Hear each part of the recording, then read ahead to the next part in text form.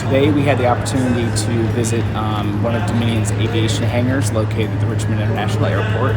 They have a Boston Dynamics robotic dog, and we learned today that Dominion has that because there are certain locations that are narrow and tight-fit spaces. They use the dog to go visit their nuclear power generators. Instead of sending humans in there to be exposed to radiation, they send the dog in there to move equipment in and out of the facility, or they might attach a drone to it to take it to a remote location and then fly a mission. Most people just think, oh, you're just flying and taking photos of poles or something like that, right? And that's not the case. We do so much more than that. There's a lot of engineering that goes behind it. Solar farms, for instance, we help with environmental things.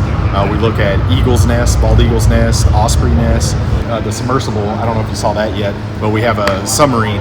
And so we have a lot of intakes at dams where we have power generations going on, and instead of sending the diver down to look at these intakes that are 200 feet deep, we can do it with a submersible, and then we don't have to put somebody down there and put them at risk.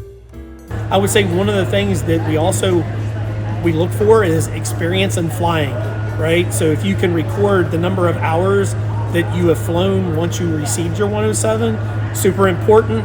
I don't care if you write it down in a notebook and go, I flew 12 hours today, a half hour yesterday. Those are key things important, because then it doesn't really matter what drone you're flying, but being able to record that you've got X amount of flight time. It's important for students to kind of see that for themselves firsthand. So they get to come out, they get to visit with our business partners through the Henrico Economic Development Authority and really kind of figure out what is available and things that they never even considered in their classes that they can make a career out of.